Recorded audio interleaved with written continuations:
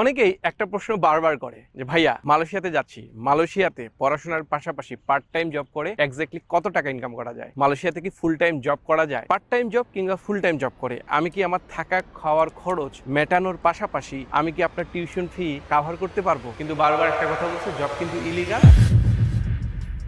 এই প্রশ্নগুলো আমরা প্রচুর পরিমাণে পেয়ে থাকি আমাদের ইনবক্সে। তো আমি আপনাদের সামনে শেয়ার করব একদম রিয়েল বাস্তবতা মালয়েশিয়াতে আসার আগে যে বিষয়টা আপনার অবশ্যই জানা উচিত। নাম্বার 1, মালয়েশিয়াতে জব করা কিন্তু সম্পূর্ণ ইলিগাল। অর্থাৎ মালয়েশিয়াতে স্টুডেন্ট অবস্থায় আপনি কোনোভাবে কোনো পার্ট টাইম কিংবা কোনো ফুল টাইম জব করতে পারবেন না। বাট সত্য কথা হলো যে অধিকাংশ বাঙালি শিক্ষার্থী, প্রায় 70 to 80% শিক্ষার্থী তারা জব করে, কেউ পার্ট টাইম জব করে, কেউ ফুল টাইম জব করে। এখন কথা হলো যারা পার্ট টাইম জব করতেছে বা ফুল টাইম জব করতেছে তারা এক্স্যাক্টলি কেমন টাকা ইনকাম করতেছে। যারা পার্ট টাইম করতেছে তাদের ক্ষেত্রে দেখা যায় যে তারা একদিনে ঘন্টায় 10 রিঙ্গিত করে তারা 80 থেকে 100 রিঙ্গিতের মতো ইনকাম করে। 8-10 ঘন্টা যদি ব্যাংকুয়েট বা বিভিন্ন সুপার শপ বা বিভিন্ন জায়গায় তারা কাজ করে মোটামুটি তারা 100 রিঙ্গিতের মতো ইনকাম করে। কিছু ট্রান্সপোর্ট খরচ আছে। তো দেখা গেছে যে মাসে যদি 8 থেকে 10 দিন যারা পার্ট টাইম জব করে তারা 800 থেকে 1000 রিঙ্গিতের মতো আয় করতে পারে। এইটা দিয়ে কি পসিবল? এইটা দিয়ে থাকা খাওয়া ম্যানেজ করা পসিবল। কিন্তু যারা ব্যাচেলর স্টুডেন্ট তাদের জন্য একটা স্পেশাল জিনিস মাথায় সবসময় রাখতে হবে।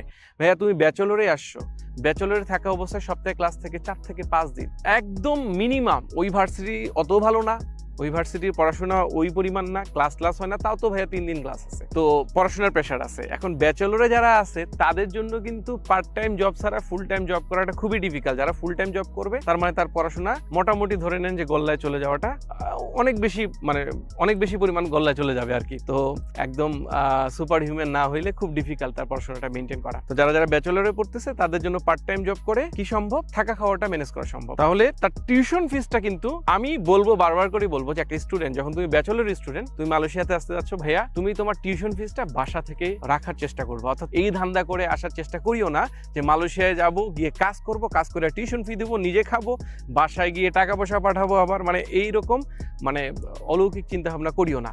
এমন নাই যে 2-1 10-12 জন লোক এইরকম করে নাই, নিজের খরচ তারা মেনটেন করছে, তারা টিউশন ফিসও মেনটেন করছে, এখানে জব টপ করে। কিন্তু ভাইয়া এটার জন্য যে লাখটা দরকার এটা তো সবার থাকে না, কিংবা যে এনার্জি দরকার, যে কানেকশন দরকার এটা তো সবাই পায় না। তো এটা মাথায় রেখে আমাকে রাখতে হবে যে আমি মালয়েশিয়ায় গিয়ে আমার পার্ট টাইম জব করে আমার থাকা খাওয়ার খরচটা হবে, কিন্তু আমার টিউশন ফি ম্যানেজ করাটা ডিফিকাল্ট। আর যারা মাস্টার্সের স্টুডেন্ট, মাস্টার্সের ক্লাস অনেক কম থাকে, ইলিগাল ভাবে নিজের রিস্ক নিয়ে জব করে থাকা খাওয়া এবং টিউশন ফিস ম্যানেজ করাটা মাস্টার্সে সম্ভব। অনেকেই করতেছে এবং একটু কষ্ট করে করতেছে, পড়াশোনার পাশাপাশি তারা সবকিছু ম্যানেজ করতেছে যেহেতু মাস্টার্স লেভেল। এটাই হলো বাস্তবতা। তবে যারা ফুল টাইম জব করে, ফুল টাইম জবের বেতন কেমন হয়?